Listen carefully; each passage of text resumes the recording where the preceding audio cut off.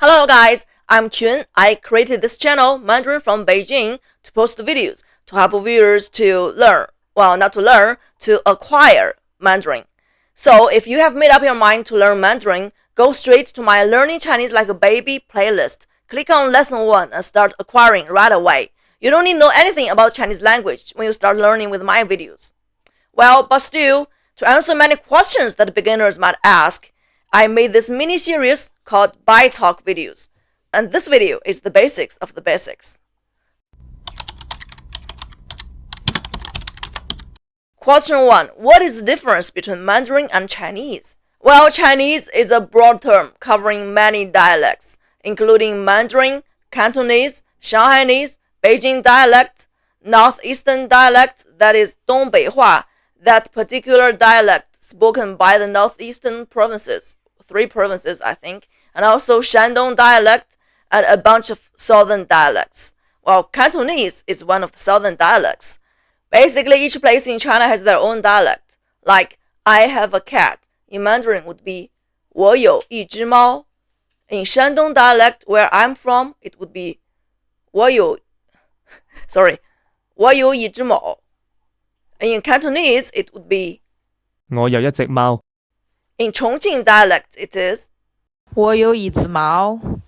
In Northern Eastern dialect, it is 我有一只猫. Generally, northern dialects and also the dialects from Sichuan and Chongqing are similar to Mandarin. And generally, people can understand each other, although they sound different, but they can understand each other. But many southern dialects, including Cantonese, it just sounds like a foreign language to me. When I first went to college, roommates from the south, when they speak their local dialect, that just sounded like a foreign language to me. But all these languages share the same writing system and basically the same grammar. So they are one language, that is Chinese, 中文 or 汉语. Mandarin or Putonghua is the official version of the Chinese language on the Chinese mainland and is the most widely spoken. It is closest to Beijing dialect, but it's not exactly the same. All Chinese people, at least all Chinese people on the Chinese mainland, understand Mandarin. And they can basically all speak Mandarin, although people from the countryside or small towns might not be able to speak Mandarin without their local accent, but they all understand Mandarin. Taiwan Mandarin, that is Guoyu, and the Mandarin spoken in Malaysia and Singapore are variants of Chinese Mandarin. I just mentioned all these dialects are the Chinese language because they share the same writing system. Strictly speaking, that is not completely correct because we do have 2 writing systems, the traditional and simplified characters, both in use.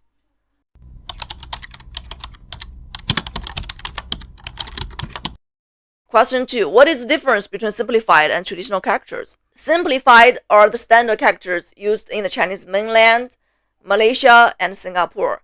They have fewer strokes and look simpler. Traditional Chinese characters are used in Hong Kong, Macau, and Taiwan. They retain more complex historical forms of these characters. For instance, this is the character for love. This one is simplified. This one is traditional. This character is for book, simplified and traditional. This character is for vehicle, simplified and traditional. This character is for door, simplified and traditional. So you can see the difference. Well, the traditional ones are called traditional ones because they are the old ones.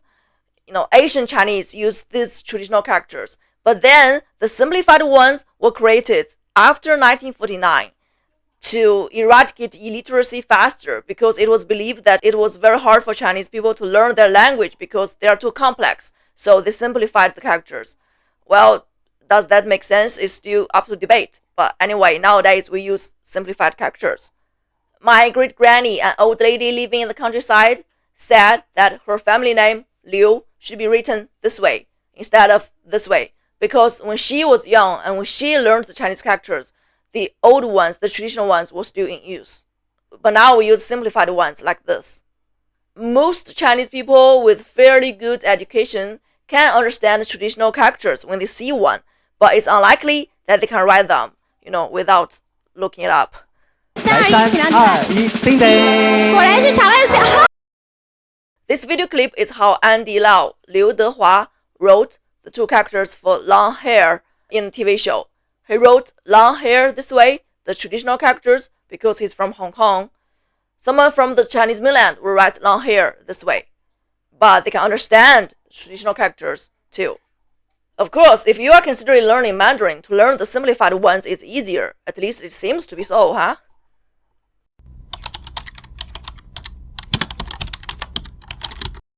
Third question, what's with Cantonese? Should I learn Mandarin or Cantonese? Well, Mandarin is the official language of China and is the most widely spoken, while Cantonese is spoken in Hong Kong, Macau, and Guangdong province. Well, you can consider which one to learn, or learn both, or learn Mandarin first and then Cantonese, or Cantonese first and then Mandarin. It will be easier. Anyway, yeah. Fourth, what's with Guoyu and Putonghua? Well, Taiwan Guoyu translates to national language, Guoyu, and is like the Taiwan version of Mandarin. It uses traditional characters and differs slightly from the mainland's Putonghua in terms of vocabulary and accent. In terms of vocabulary, like garbage in Putonghua is 垃圾, but then in Taiwan Guoyu it is 垃圾. The characters are the same, the pronunciation is different. And the mouse that we click on the mainland is called 鼠标, literally mouse indicator. But then in Taiwan Guoyu it is called 滑鼠, sliding mouse. These vocabulary differences are minimal. I mean, they're just exceptions. As for the accent, someone would say the gap between mainland Putonghua and Taiwan Guoyu in terms of accent is like the difference between American English and British English. To my ears, the difference is not as big. It's even smaller than the difference between Shandong dialect and Putonghua. I mean, if you are a foreign learner trying to learn Mandarin, you don't have to really distinguish between the mainland Mandarin and Taiwan Guoyu and just take them as the same because the difference is minimal. Like we have many animes aired on the mainland that is redubbed from foreign languages, especially from Japanese. Small children on the mainland watch these videos that is redubbed in Taiwan, but they don't see the difference. They don't see these videos as foreign or as strange or even with a slight accent. Although adults, we can still tell instantly that this is redubbed in Taiwan because it has this Taiwan accent. But that accent is minimal. The biggest difference resides with the R 化音, that is the R sound. Like in Putonghua, we would call an old man 老头, 老头. The 头 R is 头, 老头. But then Taiwanese don't do this R 化音, they would say 老头. That's the biggest difference.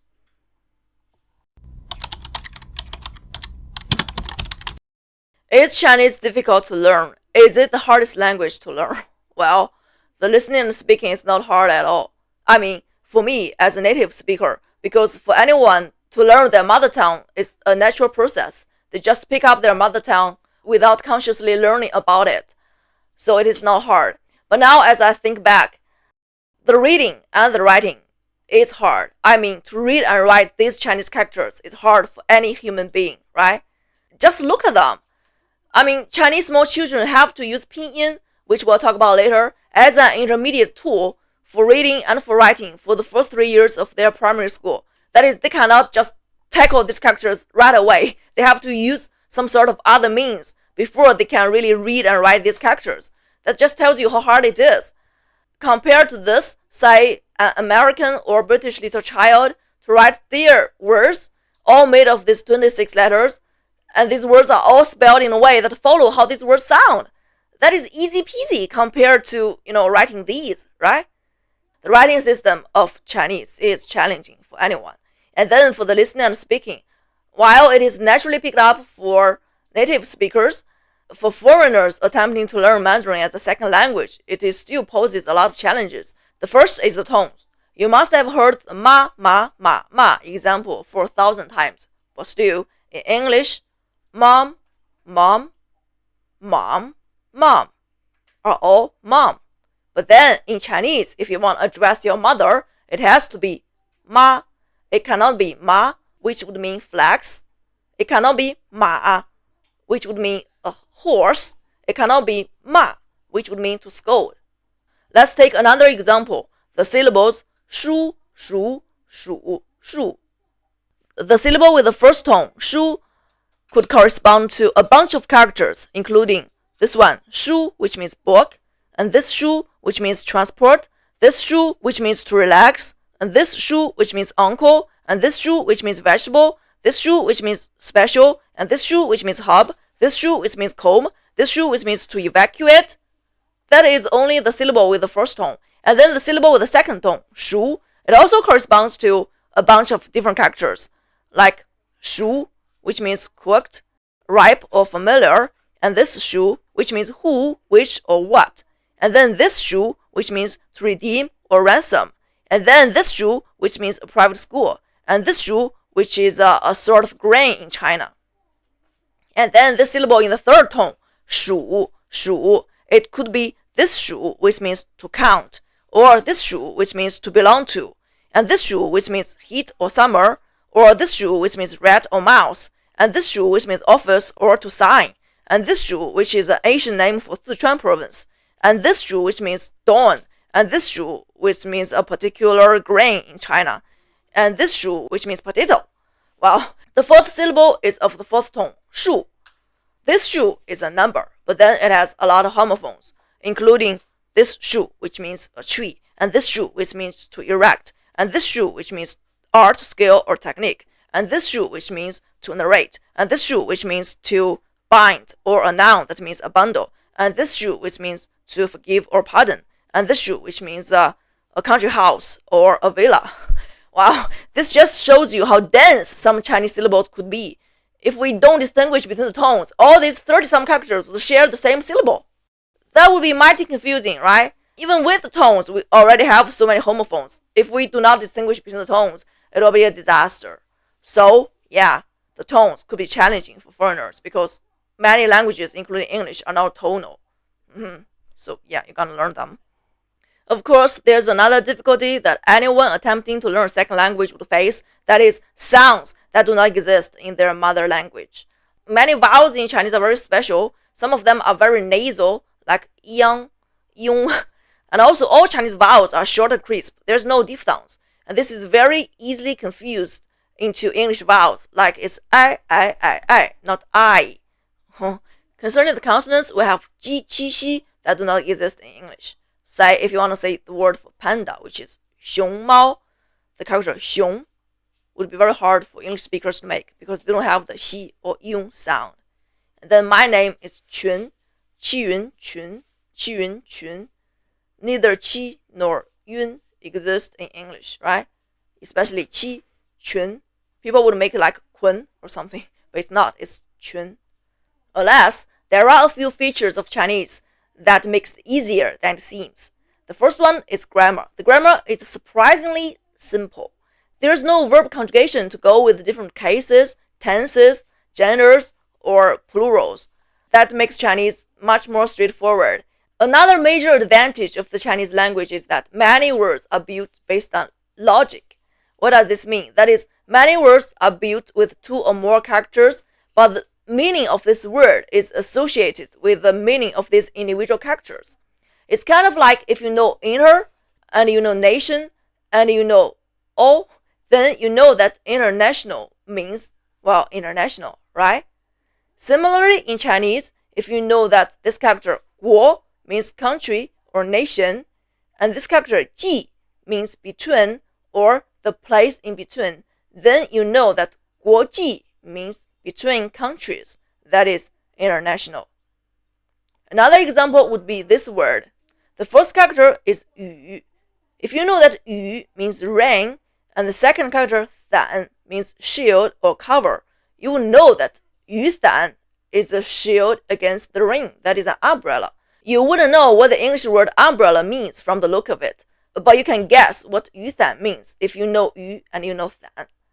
The thing is that words like international are rare cases or are exceptions in English, but then words like 国际 and 雨伞 are the majority in the Chinese language. This means that once you've learned a few hundred characters, you can guess the meaning of thousands of Chinese words made of these few hundreds of Chinese characters.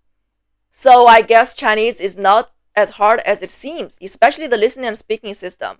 And certainly let's not go so far as to say that Chinese is the hardest language in the world, right? Because we have languages like Arabic, whose grammar and sound system are both very hard.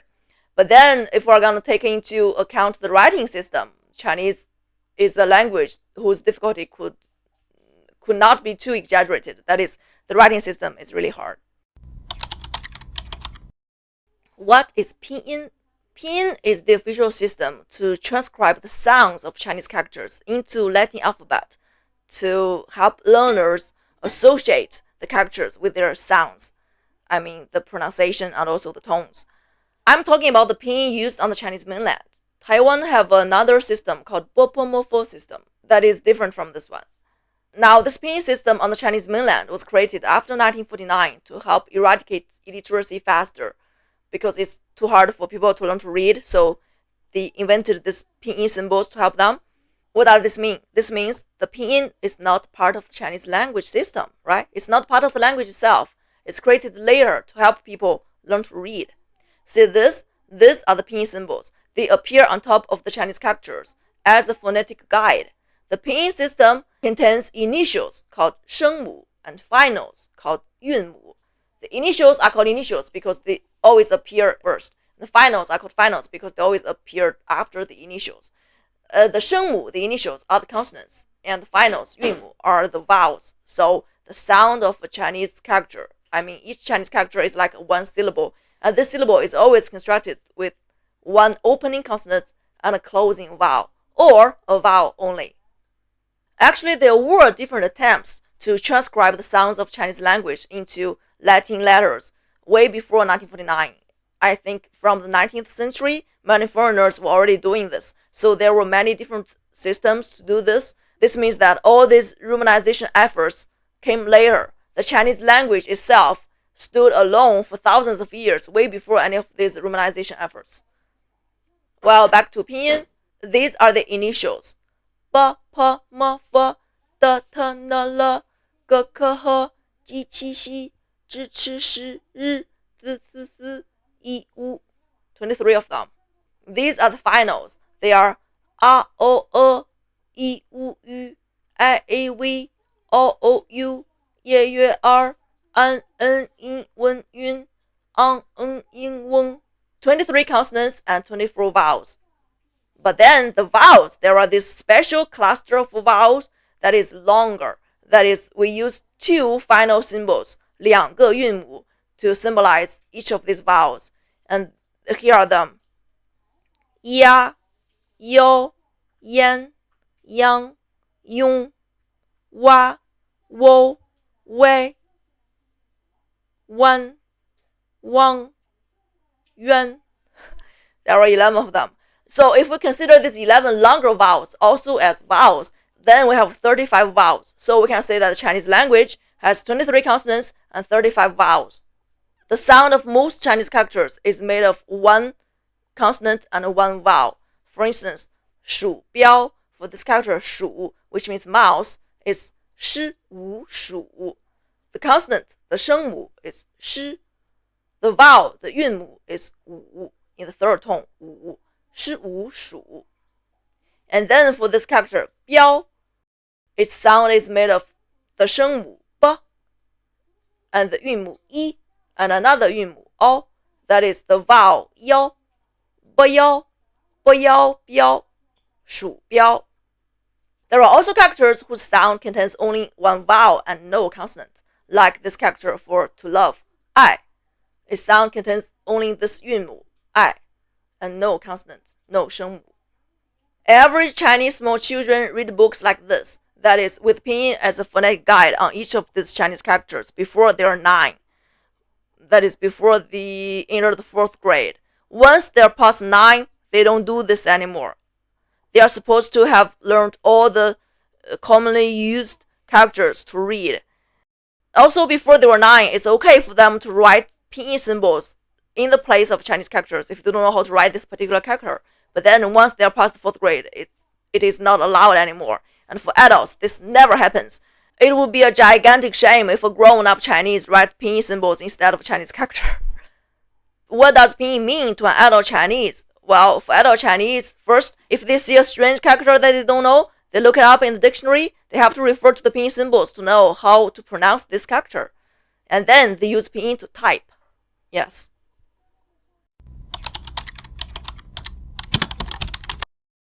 Seven, do tones really matter? Do I really need to learn the tones? Well, do they matter?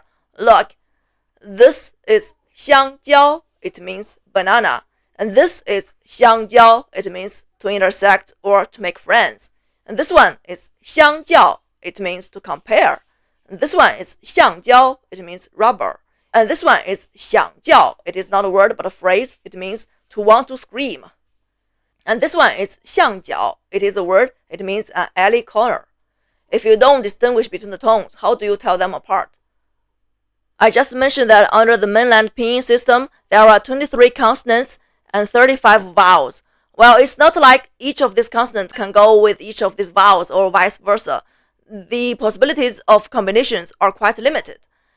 In fact, there are only 400 syllables in the Chinese language if you don't consider the tones. What does this mean? Well, there are like 50,000 Chinese characters. Many of them are archaic or traditional characters that are not in use anymore. Well, an average Chinese college graduate knows about 5,000 Chinese characters, right? Even if we take it as 4,000. This means that if we don't distinguish the tones, each syllable would have to take 10 characters. The number of homophones would be uncanny, right? Even if we take the tones into account, there are only about 1,200 to 1,300 syllables in the Chinese language. That means there are still a lot of homophones in Chinese, but at least it makes things better. If you don't distinguish between the tones, people wouldn't understand what you are saying. So you're gonna learn them. Ma, ma, ma, ma, shu, shu, shu, shu. How to learn the tones? Yeah, the tones. Well, you must have heard that the tones are about the pitches. To my ears, they are not. Tones are not about pitches. They are not about pitch changes either. Take the third tone. 你好矮. There is a turn in there, but is it about the pitch? Is it that the pitch goes down first and then goes up, as its symbol seems to be implying? What I'm trying to say is, don't think too much about it. Don't try to get to know the nature of these tones, because they don't help you. No one think their way into the tones. They only grow into them. In fact, don't do these hand gestures if they don't help you but only confuse you. Just tackle the sound themselves. Tackle the sounds right away. Just try to build these sounds into your muscle, into your body. Take any vowel, even English vowels, and do the 4 tones. E, e, e, e. Ah, ah, ah, ah. O, o, o, o. Keep doing this until your muscle knows that when you speak Chinese, these 4 tones are the only possible 4 tones and no other. Well, actually, there is a 5th tone, that is the light tone or the neutral tone, but we'll come to that later. Do I really need to learn Chinese characters? Of course, it's okay for you not to learn the characters if you only want to learn to speak and listen and not to read or write. But then I know what you are thinking. You are thinking that is it okay for you to learn the pinyin symbols as the text, as the writing system, and skip the characters altogether? Well, I cannot answer this question from a purely pragmatic perspective because I'm a Chinese, speaking Chinese, born and raised in China. And to do this would mean to butcher the Chinese language. Well, don't butcher the Chinese language, right? But then, if from a pragmatic perspective, there are a lot of things that I can say, like you have to use these characters to distinguish between the homophones. But then I know these arguments don't really hold water because Chinese understand each other in their everyday spoken language, which means that if without these characters, the Chinese language can still work. Well, then I guess I only have to say if you are gonna live or work in a Chinese-speaking environment, the newspapers and the book and the TV subtitles you're gonna see is like this. They are not like this. So you have to learn the characters. Is it possible to skip pinyin altogether? Well, this is a question that should be asked. Sure, it is possible because this is how all Chinese people learned their language for thousands of years before any romanization system came into being. Even in China now, small children learn to speak Mandarin way before they start learning Pinyin at school, right? This means that in China, Pinyin is invented to assist people in reading, not in learning to speak. For foreign learners, many would suggest you to learn to speak using Pinyin. Well, you don't have to use Pinyin to learn to speak Chinese, and you better not to. In fact, in the long run, it is always more effective to imitate how small babies learn their mother tongue. That is, you're gonna tackle the sounds themselves straight away. To learn the sounds themselves by listening and speaking, instead of learning some written form of the sounds. This may sound a bit radical, but it is true. It is especially true for English speakers learning Chinese as a second language, because for them, they have to take special care to use Pinyin wisely if they're gonna use it at all. First, avoid reading Pinyin symbols as English words. For instance, it is "ai" in "ai着", which means to be against, and it is "ai" in "ai da", which means to endure a beating, and it is "ai" in "ai the", which means a short person, and it is "ai", which means to love. It is "ai", short and crisp. It is not "I". Similarly, for this vowel, it is "o", It is not "ow". And for this vowel, it is "o". It is not "o". But then English speakers tend to make these sounds into diphthongs under the influence of English pronunciation. They would say "I", "ow", and "o", especially when they see these Pinyin symbols. Because these Latin letters are so familiar to them that it's very easy for them to read these symbols in the English way and miss the correct Chinese pronunciation. That's why I suggest English speakers attempting to learn Chinese learn the sounds directly through listening and speaking, and not through Pinyin symbols. In this case, Pinyin symbols could be a trap for them. Another thing is that always start with the listening and speaking only, at least for 200 hours, preferably 400 hours of your Chinese acquisition process. In this period, focus only on listening to and understanding the sounds. You don't even have to know how Chinese characters look or how Pinyin symbols look during this period. And you'd better not to know. I repeatedly advise viewers of my videos not to watch the Chinese characters or the Pinyin symbols if they are beginners, and only listen to the course as an audio material. After you have basically mastered the sound system of the Chinese language, you can start learning Pinyin and do that as a bridge to associate the sounds of these characters to the look of these characters. That is, you use Pinyin to help you read, not to learn to speak. Never read any Pinyin text like this. This is non-existent. Pinyin symbols should always appear with the Chinese characters that they are supposed to serve, not alone.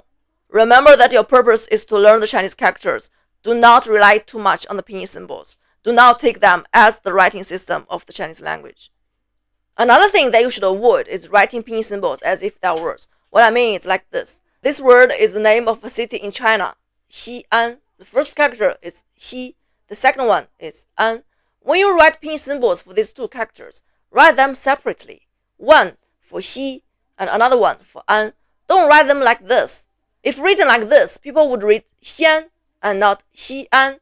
These are two individual syllables, not one. This never happens in books for small children on the Chinese mainland because it does not follow the rules. But this is very common on the internet or in Western publications of Chinese language, because they are using Pinyin symbols as if they are a language. That is, they are writing these Pinyin symbols as words. Another example would be Fuxingmen. This is a place in Beijing. Fuxingmen. Write 3 Pinyin symbols for each of these 3 Chinese characters. Don't write them like the gate of Fuxing. If you write Fuxing together, people would read it like Faxing. It doesn't make any sense. And also, when there are Pinyin symbols on top of Chinese characters, they are all in lower case. They don't have uppercase because they are not words. They're just phonetic symbols. So yes, it's alright if you want to skip the Pinyin system altogether. But then if you're going to use them wisely. Does the Chinese language have grammar? Well, each language has grammar. This depends on what do you mean by grammar. Linguists would say grammar contains 4 dimensions: morphology, syntax, phonology, and semantics. In the context of language learning, we usually refer to morphology, phonology, and syntax when we talk about grammar.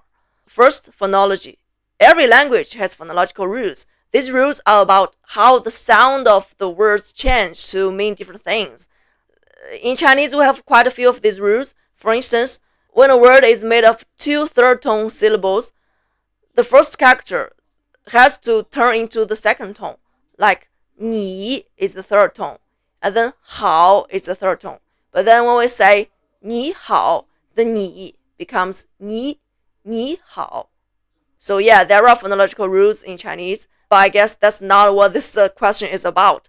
Okay, syntax. Syntax is about how words are ordered to make sentences. Every language has syntactic rules. In English, it's okay to say he will come tomorrow or tomorrow he will come, but we don't usually say he tomorrow will come, or we would say that this is wrong. He tomorrow will come. While in Chinese, it is okay to say 明天他会来 or 他明天会来, but then we don't say 他会来明天. I guess the syntactic things is different from English to Chinese. People would often say that the word order is very flexible in Chinese. Sometimes it is not like so. And then morphology. Well, this is the big deal. Morphology is how words change their shape to mean different things. In English, there are a lot of morphological rules. It is a big deal. Like you have to add ed or t to turn a verb into a past tense, as in walk and walked. And you have to add an s to turn a noun into a plural form, as in cat and cats.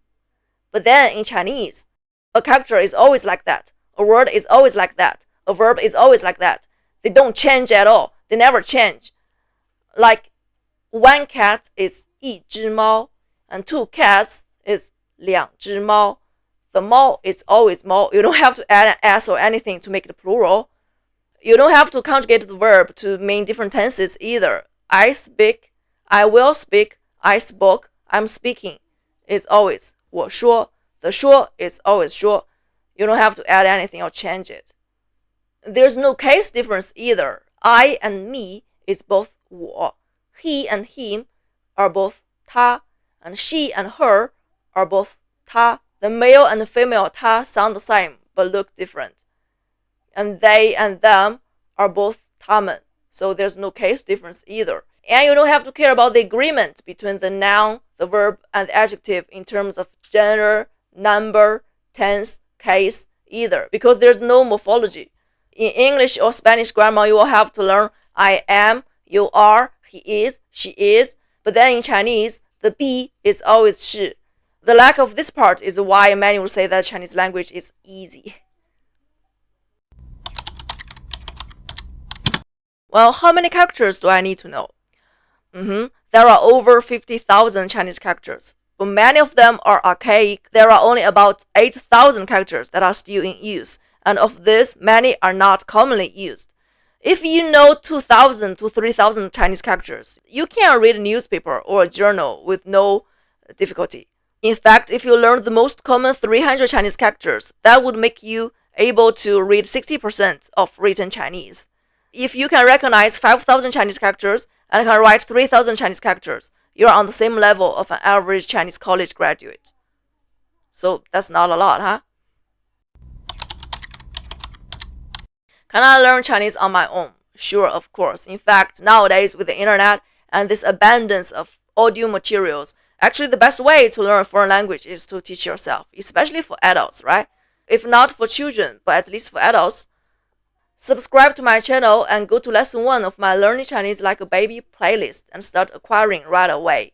Again, I have to stress that, please, start with the listening and speaking first. Do not tackle the writing system for the first 200 hours of your language learning.